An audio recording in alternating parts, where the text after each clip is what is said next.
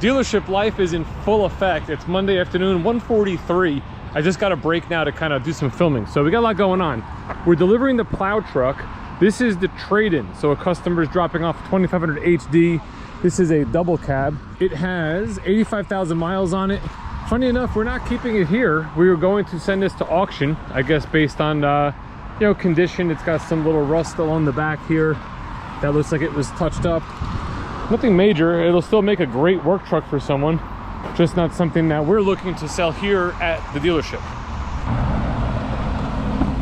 This is the new 2500 HD that he's taking. I think I mentioned this in a video the other day. 8-foot bed, full crew cab, full plow package. It's got the 6.6 liter gas engine. I am just going to pop the inspection sticker in here. And then the gentleman's actually signing his paperwork right now, so he's getting everything squared away with our finance manager. And then we're just gonna go in the vehicle, we'll pair his phone, we'll do an OnStar welcome call, answer some questions, and he's on the road.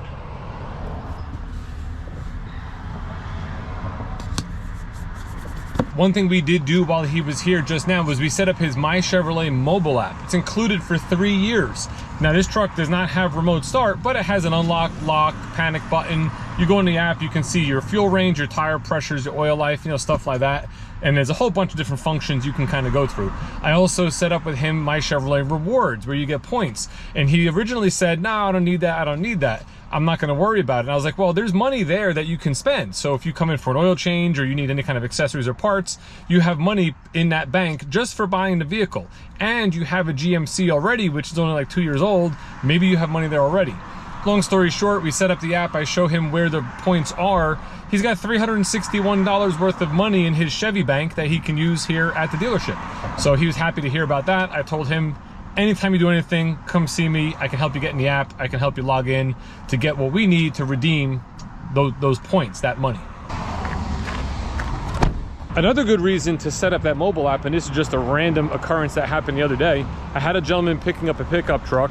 He told me he would do the app after the fact, right? So we did the My Rewards, we did the OnStar welcome call, and then he said he'll take care of the app on his own.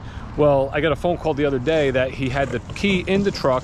His dog stepped on the lock button, the power lock button, and locked himself in the truck. He couldn't get in.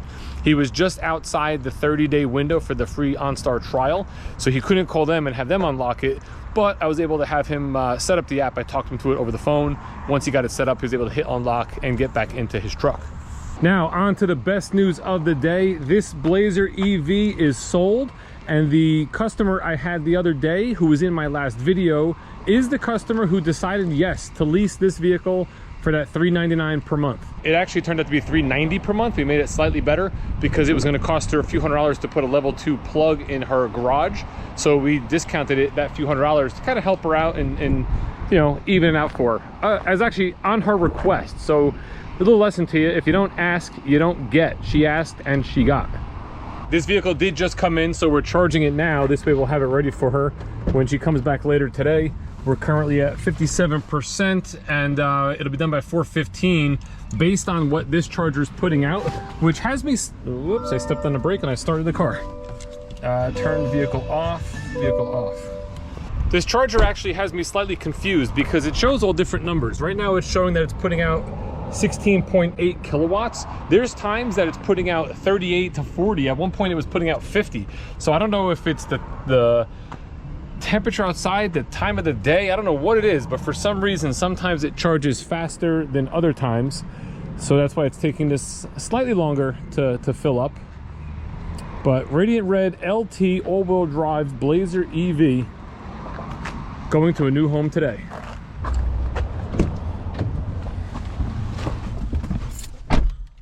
It's actually the next day. It's Tuesday, and I stopped in to kind of just get some stuff done, make some calls, do some follow-up.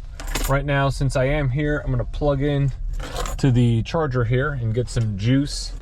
I have 161 miles worth of range on the car at the moment, which for me is enough to last, I mean, you know, it'll last me the rest of the week if I don't, you know, just normal driving back and forth to work, going to the gym, supermarket, all that good stuff. But I will charge it while I'm here just to top it off. I just picked up the trim removal tool set, plastic composite trim removals that are supposed to be very protective to your interior and exterior panels, because I have to take off the charge port door in order to put this new gasket on, because I added the other day the illuminated charging port.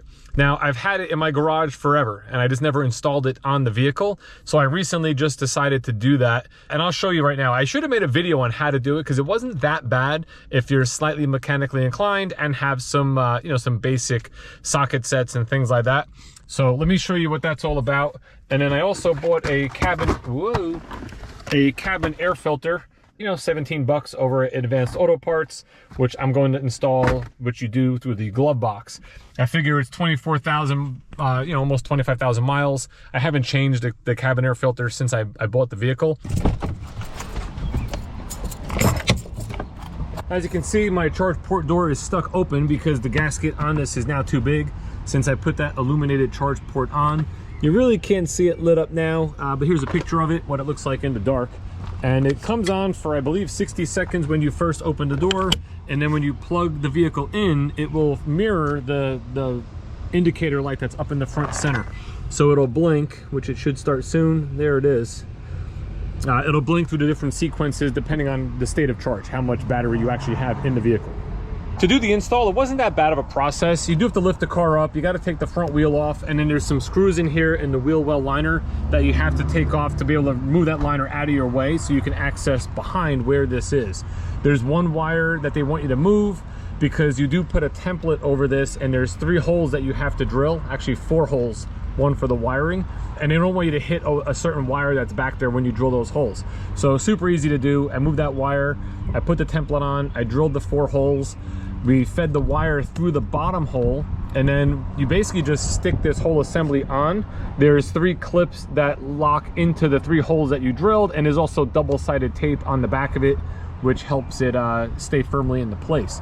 And then you're gonna route that wire from here up, you know, through the engine compartment.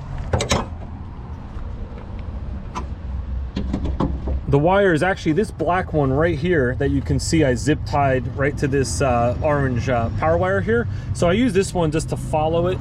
Now you do take this bracket off, which is this 1 bolt here, and then the 1 bolt down there. Once you take those 2 bolts off, this whole thing will basically lift up out of this little section here holding it down and come out.